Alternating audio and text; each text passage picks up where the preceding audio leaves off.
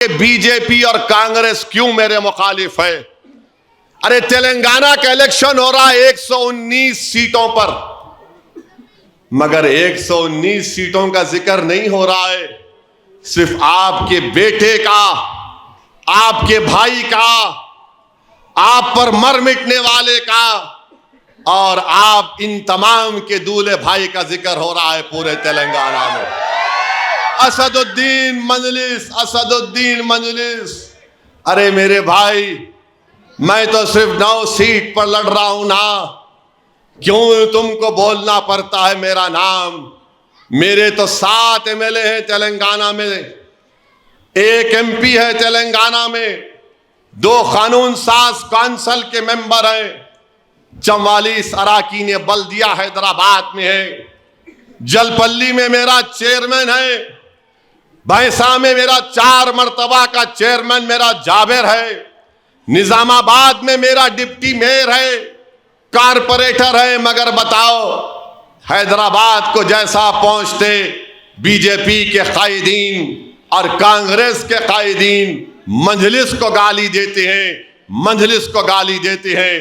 अरे मजलिस ही वो पार्टी है जिसने तुम दोनों से मुकाबला करके अपना एक सियासी मुकाम अल्लाह के फजलो करम से यहां पर बनाया।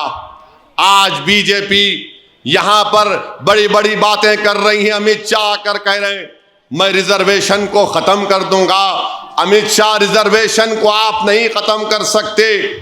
ये मुसलमानों को मजहब के नाम पर नहीं दिया गया। PS कृष्णन ने एक रिपोर्ट बनाई, समाजी और तालीमी पसमानदगी पर तेलंगाना और आंध्रा के मुसलमानों को रिजर्वेशन मिल रहा है, हर मुसलमान को नहीं मिलता। इसमें जो इसका कास्ट का नाम है उनको रिजर्वेशन मिलता है। तो अमित शाह बोले UCC लाऊंगा मैं। अमित शाह, UCC भी आप नहीं ला पाएंगे। मैं आपको खुलकर बता रहा हूं कि तेलंगाना में बीजेपी को खास तौर से गोशा महल से हराना पड़ेगा इंशाअल्लाह ताला। निजामाबाद टाउन की सीट हराना पड़ेगा, कोरठला पे हराना पड़ेगा, निर्मल मधौल पर हराना पड़ेगा, आदिलाबाद में हराना पड़ेगा, करीमनगर टाउन की सीट पर हराना पड़ेगा, हुजूराबाद पर हराना पड़ेगा, मुशीराबाद पर हराना पड़ेगा, खैरताबाद में हराना पड़ेगा, अंबरपेट में हराना पड़ेगा। जो लोग मेरी इन बातों को सुन रहे हैं, नोट कर लो। अगर तुम मुत्तहिदा तौर पर तेलंगाना की आवाम अपने वोट का इस्तेमाल नहीं करेगी तो बीजेपी क्या चाहती है तेलंगाना में कि यहां पर एक कोalition की गवर्नमेंट बन जाए। बीजेपी 5 साल की तैयारी कर रही है, याद रखो मेरी इस बात को। अगर आप यकीन करेंगे तो यकीन करो मेरी इस बात का कि बीजेपी 5 साल की तैयारी कर रही है। अगर कोalition गवर्नमेंट बनेगी तो नुकसान तेलंगाना की आवाम का होगा, परेशानियों का सामना हमको करना पड़ेगा। याद रखो मेरी इस बात को। अल्लाह ने मुझे पूरे मुल्क को फिरने का मौका दिया, मैं देख चुका हूं। क्या तुम्हारी आंखों ने नहीं देखा कि जिस प्रदेश में, रियासत में बीजेपी की हुकूमत है, जो कैदी हैं हथकड़ियों में है, पुलिस उनकी हिफाजत कर रही है और 3 लोग आकर एक ही मिनट में उन दोनों को कत्ल करके चले जाते हैं। कभी आपने देखा कि हथकड़ियों में किसी को गोली मार दी गई? कभी तुमने सुना कि एनकाउंटर हो जाता है, पैरों पर गोलियां मारी जाती हैं? मेरे भाई, हम देख चुके हैं कि बुलडोजर से घरों को तोड़ दिया जाता है। अब जो उत्तर प्रदेश के बॉर्डर पर, जो हिंदुस्तान के बॉर्डर पर 300-400 मदरसे हैं, सबको नोटिस जा चुकी है। तो इसीलिए कह रहा हूं, आपको अपना वोट सही इस्तेमाल करना पड़ेगा। बीजेपी की साजिश में उसको नाकाम करना पड़ेगा। आप बोलेंगे फिर कांग्रेस, ये RSS। अन्ना, मैं जिम्मेदारी के साथ आपको बता रहा हूं, इस इलेक्शन में बीजेपी और कांग्रेस मिलकर काम कर रहे हैं। आप बोलेंगे बताओ कहां पर कर रहे हैं? मैं कहूंगा जाकर देखो गोशा महल, मैं कहूंगा जाकर देखो नामपल्ली, कि वहां पर बीजेपी के लोग कांग्रेस के साथ काम कर रहे हैं। तुम पूछोगे और बताओ असदुद्दीन, तो मैं कहूंगा निजामाबाद टाउन में जाकर देखो, मधौल में जाकर देखो, निर्मल में जाकर देखो, आदिलाबाद में जाकर देखो। तुमको मैं कई मिसालें दे सकता हूं। अरे अगर आप में सियासी जहन नहीं है तो सीखो मुझसे, मैं तुमको बता रहा हूं, मैं तुमको बता रहा हूं। मेरा कोई इसमें सियासी फायदा नहीं है, बल्कि बाखबर कर रहा हूं। मैं नहीं चाहता कि तेलंगाना में बीजेपी यहां पर अपनी जड़ों को मजबूत कर सके। इसीलिए आपसे कह रहा हूं कि आप अपना एक एक वोट का सही इस्तेमाल करो। ये कांग्रेस पार्टी के लोग हम पे इल्जाम लगाते गोशामल क्यों नहीं लड़े। अरे दीवानों, सियासत की बहस मुझसे मत करो। मैं तो बार बार कह चुका हूं कि तुम कोई वक्त तय करो, टीवी, पूरे भारत के टीवी चैनलों को बुलाओ, तुम्हारे बड़े बड़े चाणक्य को बिठा दो मेरे सामने, एक नहीं 10 को बिठाओ, 10 से जी नहीं भरा तो 50 को बिठाओ। मैं अल्लाह को हाजिर नाजिर जानकर बोल रहा हूं, 10 मिनट तुम्हारे लोग मेरे सामने बैठ नहीं पाएंगे, मेरी जबान का, मेरे दलाल का जवाब नहीं दे पाएंगे। ये कांग्रेस और बीजेपी मिलकर तेलंगाना में ये खेल कर रही है, और जो लोग कांग्रेस की तायीद कर रहे हैं, याद रखो ये फिक्र का मसला नहीं है, ये फिक्र का मसला नहीं है, ये सियासत का मसला है। ये फिक्र का मसला नहीं है, सियासत का मसला है। अगर आप में दूरअंदेशी नहीं है तो कम से कम जो देख चुका है उसकी बात का यकीन कर लो। इख्तियार आपका है, मगर याद रखो जब आफतें आएंगी, जब शहर और रियासत तेलंगाना का अमन बर्बाद होगा तो देर हो जाएगी, बहुत देर हो जाएगी। आप नहीं देखे कि कर्नाटका में 5 साल तक गोश्त की दुकानें बंद थी, लेदर का कारोबार बर्बाद हो गया। ये बीजेपी ये करना चाहती है, इसलिए मैं आपको होशियार कर रहा हूं। और कांग्रेस इनसे मिली भी है। ये शख्स जो कांग्रेस का सदर है ये आरएसएस में था, फिर बीजेपी में गया। 1999 के असेंबली के इलेक्शन में किशन रेड्डी के साथ काम किया। मरहूम सैयद सज्जाद को आप लोग जानते होंगे, ये इसके साथ काम किया, मैंने अपनी आंखों से देखा इसको। फिर बीजेपी छोड़ा, तेलुगु देशम में गया, और तेलुगु देशम की साइकिल को ऐसा बिठाया कि नायडू साहब हैदराबाद छोड़ के आंध्रा में चले गए। अब आया है कांग्रेस में, तो कांग्रेस का रिमोट कंट्रोल मोहन भगवत के हाथ में, ये कठपुतली है, और कांग्रेस वाले मेरी फोटो लगा के डाल रहे मोहन भगवत के साथ। मैं जब सच्चाई को बयान कर रहा हूं तो मेरी उनके साथ फोटो लगा रहे। अरे मेरे भाई, असदुद्दीन ओवैसी और मोहन भगवत समंदर के 2 अलहदा किनारे हैं। 2 समंदर के किनारे एक नहीं हो सकते। सुनामी भी आ जाए तब भी 2 समंदर के किनारे एक नहीं हो सकते। हां, कांग्रेस के कायदीन नागपुर पर जाकर अपना माथा टेकते हैं, और असदुद्दीन ओवैसी दिन में 5 मर्तबा अल्लाह के सामने भारत की जमीन पर सजदा करता है, मगर अखियारों के सामने नहीं, जालिमों के सामने नहीं। ये कांग्रेस पार्टी का ये मैसेज है, आपको बता रहा हूं। मेरे अजीज दोस्तों और बुजुर्गों, मेरी आपसे अदबन गुजारिश है कि ये इलेक्शन सिर्फ खैरताबाद का इलेक्शन नहीं है। ये इलेक्शन तय करेगा कि तेलंगाना का मुस्तकबिल क्या होगा। तुम क्या फसाद चाहोगे या अमन चाहोगे, ये फैसला आपको करना पड़ेगा। तुम क्या तरक्की चाहोगे या फसाद बर्बादी चाहोगे। तुम क्या बच्चों के लिए स्कूल चाहोगे या फिर तुम कर्फ्यू चाहोगे। तुम अपनी बच्चियों की हिफाजत चाहोगे या नहीं चाहोगे। तुम अपने बच्चों के सरों पर हिजाब पहनकर पढ़ाना चाहोगे या नहीं चाहोगे। तुम अपने कारोबार को और मजबूत करना चाहोगे या नहीं चाहोगे। अरे वो दूसरी रियासतों में जो खौफ की कैफियत पैदा हो चुकी है, मैं वो खौफ यहां पर नहीं देखना चाहता हूं। आपने, हम सब ने मिलकर 9.5 साल में यहां पर कोई फसाद होने नहीं दिया। हाँ, मधौल भैंसा में 2 दिन कर्फ्यू लगा, मगर मजमूई तौर पर तेलंगाना पुरअमन रहा, कोई फसाद नहीं हुआ। 1 महीना पहले मिलादुन नबी का जुलूस आया, हम सब ने तय किया कि हमारे हिंदू भाइयों का गणेश का त्योहार है, वो जुलूस निकल जाए, हम 2-3 दिन के बाद मिलाद का जुलूस निकालेंगे। पूरी मुल्क में ये फैसला हैदराबाद में लिया गया। ये फिरका परस्त लोग, ये फाशिस्ट लोग अपना हाथ मसल कर रह गए कि आखिर ये क्या किया ओवैसी ने कि जुलूस को मुलतवी करा दिया। मगर मैंने कहा अमन बिगड़ेगा नहीं, हिंदू मुसलमान का झगड़ा नहीं होगा।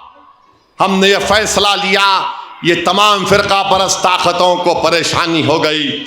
मेरे भाई, क्या तुमने नहीं देखा कि ट्रेन में एक ट्रेन का गार्ड दहशतगर्द की तरह नाम पूछकर गोलियां मार रहा था, 3 को गोली मार दी, एक मरने वाले का ताल्लुक बाजार घाट का था। तुमने अपनी आंखों से और कानों से सुना कि अकबर असेंबली में खड़े होकर इस बात का मुतालबा किया कि मरने वाले को बच्चों को एक्स ग्रेशिया मिले।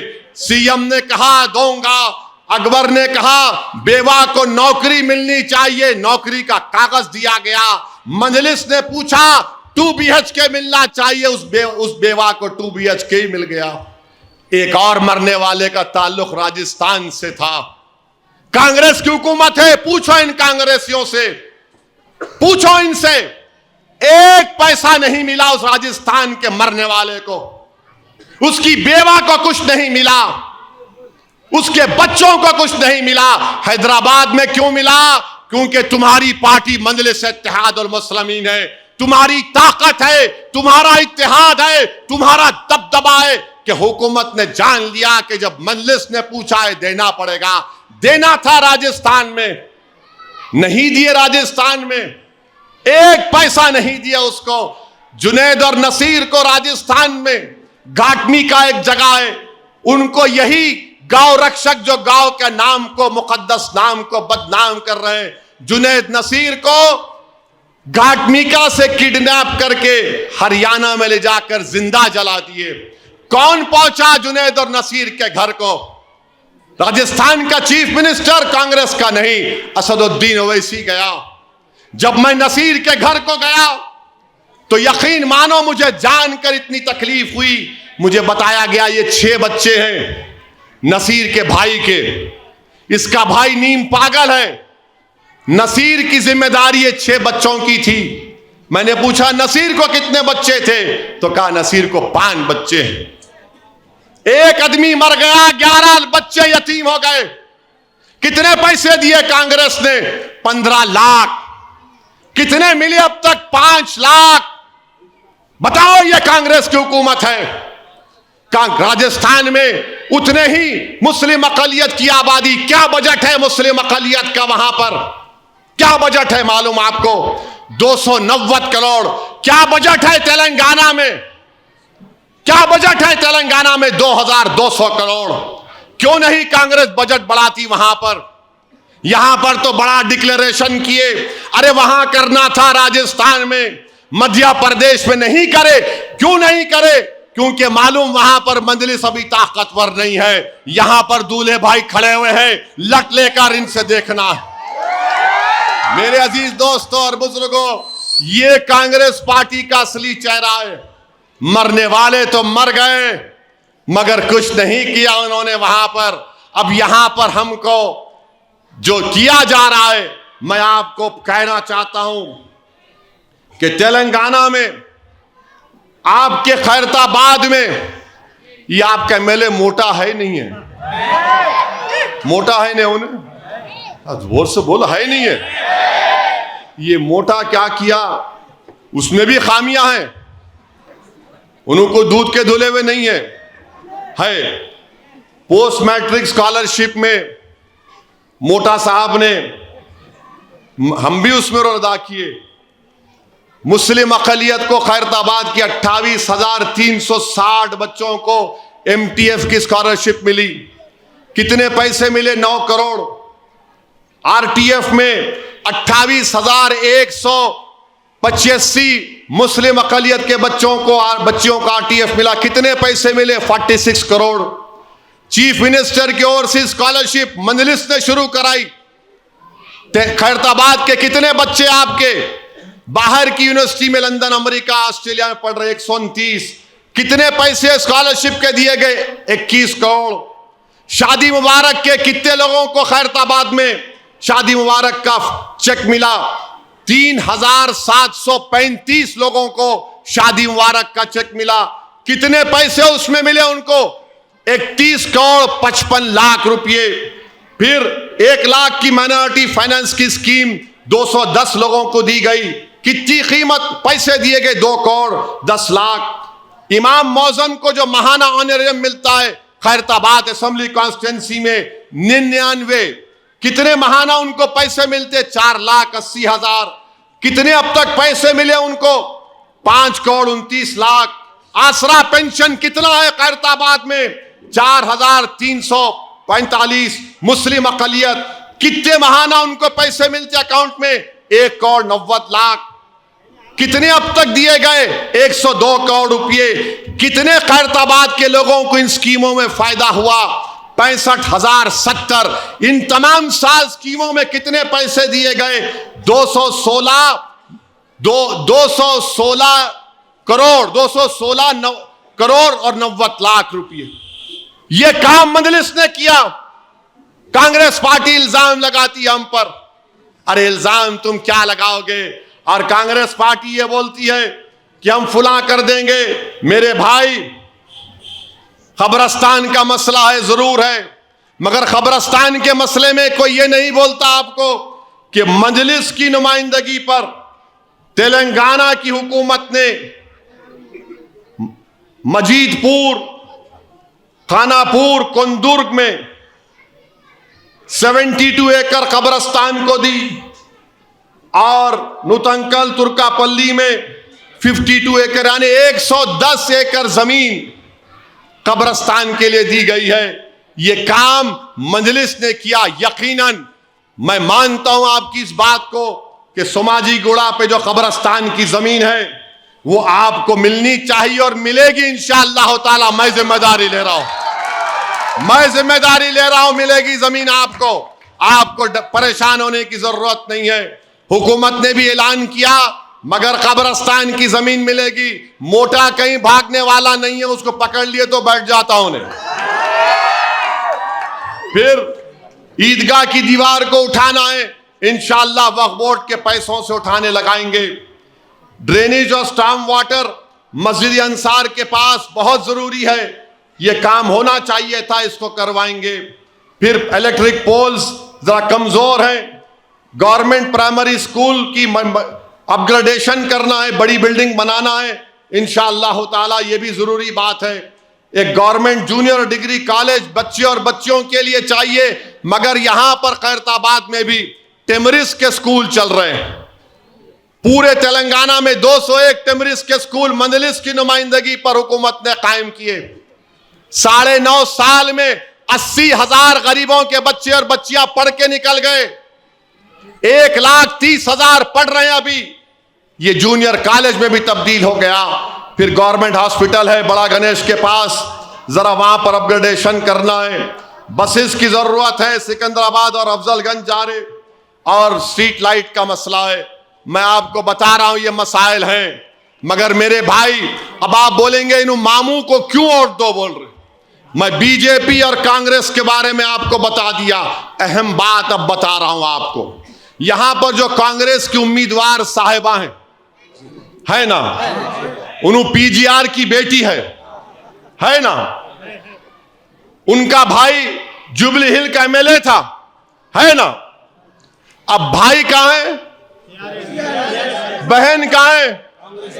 ये कांग्रेस पार्टी पीजीआर की घर में एक दीवार को उठा दी है, तो कहीं ऐसा ना हो कि हमारे घर घर में दीवार ना उठा दे। इतना बड़ा लीडर था पीजीआर, मैं एमएलए था, 2 मरतबा असेंबली में साथ थे हम। सबसे बड़ी कॉन्स्टिट्यूंसी होती थी खैरताबाद, ये कांग्रेस वाले गंदी निचली सियासत खेलते हैं। भाई को टिकट नहीं देते, बहन को देते हैं। अरे देना था भाई को भी, तुम्हारा वफादार था, मगर तुमने उत्तम कुमार रेड्डी और उनकी बीवी को टिकट दिया। तुमने मलकाजगिरी में बाप बेटे को टिकट दिया, मगर जब बात आई भाई और बहन की तो भाई और बहन में दीवार को खड़ा कर दिया। यह कांग्रेस पार्टी आपके लिए। मेरे इज्जतदार मां और बहनों, फिर आपको बता रहा हूं, मैं कल भी एक जलसे में इस बात को कहा हूं, अगर दो पहलवान लड़ रहे हैं, दो लोग लड़ रहे हैं, और आपको मालूम कि दोनों में से जो भी जीतेगा, दोनों मेरे दुश्मन हैं, दोनों, मेरी बात को समझ नहीं आ रही आपको बात, दोनों मेरे दुश्मन हैं, तो आपका काम यह होना चाहिए कि दो नहीं लड़ना, तीन लड़ना, तीन लड़ना, दो नहीं लड़ना। तीन लड़े तो हम बैठ के देखना, हाथ में समोसा रहना या बड़े का कबाब दे के देखना, तीन लड़ रहे, तो तीन को जिंदा रखो। दो अगर रहेंगे ना तो दोनों भी आपके पीछे मेरे पीछे पड़ जाएंगे। दोनों लड़ रहे मगर एक दूसरे को बोल रहे ओवैसी को नहीं छोड़ना है, देख दुक्कम दुक्की हो रही, मगर ओवैसी को नहीं छोड़ना है। मामू उतर गए तो मामू बोलेंगे असद भाई जरा बैठो, मैं देखता हूं इनको अभी। समझे आप? तीन, दो नहीं। और जहां कहीं भी एक इलाकाई पार्टी रही, वहां पर कांग्रेस और बीजेपी अपने नापाक मंसूबों में नाकाम साबित हुई। जहां पर दो पार्टी रही, वहां पर बीजेपी हमेशा ताकतवर रही, चाहे इख्तियार में रहे या अपोजिशन में रहे। तो क्या होता, बीजेपी बोलती खत्म करो इन लोगों को, ये जिन्ना की औलाद है, निकाल कर फेंको। तो कांग्रेस क्या बोलती? कुछ नहीं बोलती, क्योंकि कांग्रेस डर की सियासत पर वोट हासिल करती रही, मजलिस उम्मीद की सियासत पर सियासत करती रही। यह फर्क है, आपको बता रहा हूं। तो आज कुव्वत ताकत कुव्वत का बैलेंस आपके पास होना चाहिए। तीन रहेंगे तो आपके पास बैलेंस रहेगा, अगर दो रहेंगे तो आपको फुटबॉल बनाकर छोड़ देंगे। जो लोग आज कांग्रेस की तायीद करने का सोच रहे हैं, मैं उनसे अपील कर रहा हूं कि मेरी बात को सोचो। आप सोचो मेरी बात को कि तीन रहना अच्छा है या दो रहना अच्छा है। अज़ान के बाद फिर बोलो।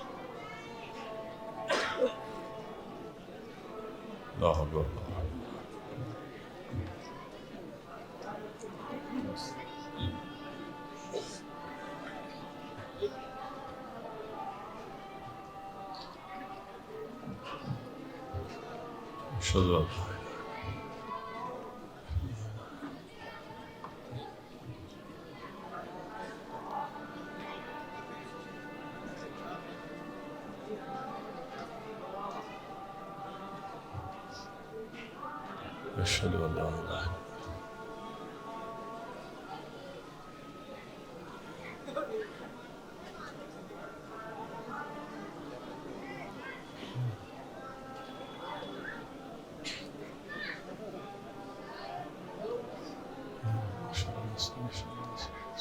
वसल्लम।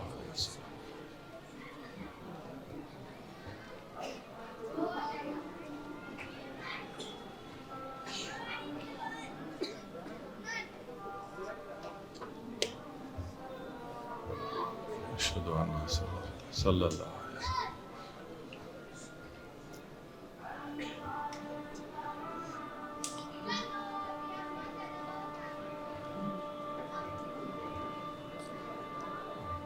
वाला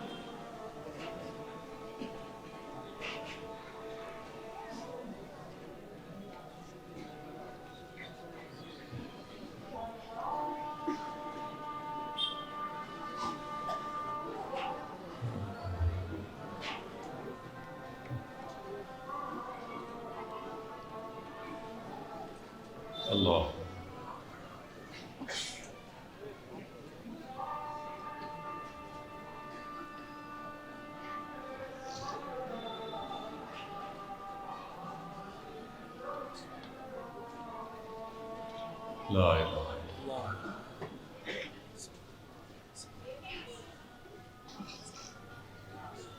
मैं आपसे अर्ज कर रहा था, इंशाअल्लाह ईशा की नमाज यहीं पढ़ के जाऊंगा मैं बाजमात। मैं आपसे अर्ज कर रहा था कि तेलंगाना की रियासत में 3 सियासी जमातों की ज़रूरत है, 2 की नहीं है। 2 अगर रहेंगे तो फिर हम तमाम के लिए मुश्किलात का सामना करना पड़ेगा। मामू में भी बहुत से खूबियां हैं, बहुत से खूबियां नहीं हैं उनमें, मगर 3 रहना ज़रूरी है। जो लोग इस पूरी सियासी खेल को 2 तक महदूद करना चाह रहे हैं वो नादान हैं। उनको कोई तजुर्बा नहीं है सियासत का, वो उनमें दूरअंदेशी नहीं है, वो 5 साल या 10 साल दूर नहीं देख रहे हैं। अगर दूरअंदेशी होगी, अगर तड़प होगी, फिक्र होगी तो बोलेंगे नहीं 3 का खेल होना चाहिए, 2 का नहीं होना चाहिए। कुव्वत तवाजुन आपके हाथ में रखो। आप अगर आप 2 का खेल करेंगे तो याद रखो मेरी बात को, आपके कोई मसाइल हल नहीं होंगे। यहां पर 9 साल में 11,000 12,000 करोड़ अक़लियतों पर खर्चा हुए। जहां पे कांग्रेस है, पूछो कितना पैसा खर्चा हुआ अक़लियतों पर, दलितों पर। कितने स्कूल खोले गए। राजस्थान में 1 रेजिडेंशियल स्कूल है, यहां 201 है मेरे भाई। तो 3 का खेल होना चाहिए। चौथा तो आपका मंजलिस है, आपका खादिम है। ये 3 लड़ेंगे तो हम आराम से अपने अपने काम, अपनी जिंदगियों को गुजारेंगे। ये मकसद एक ही है कि 2 का खेल हो जाए। और ये लोग जो 2 का खेल करना चाह रहे, ये अपना ईमान बेच चुके हैं। ये अपने जाती मफादात की तकमील के लिए, इनकी नादानी है, कमजोरी का ये। इनको सोचना चाहिए कि निजामाबाद की सीट में नहीं लड़ा, 44%, गोशा महल 27%। यही कांग्रेस ने 2018 में उम्मीदवार खड़ा किया। मैंने कहा मत खड़ा करो।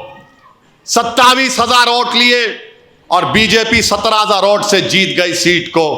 और मुझसे पूछते क्यों खड़ा किए, नहीं खड़ा किए। अरे मैं निजामाबाद में 44% है, मेरा डिप्टी मेयर है। मैं नहीं चाहता था कि मेरी सियासत आपके लाशों पर हो जाए। मैं नहीं चाहता था कि मेरी कामयाबी आपके नौजवानों के मुस्तकबिल को बर्बाद करके हो जाए। सीने पे पत्थर रखना पड़ा मुझे निजामाबाद के लिए।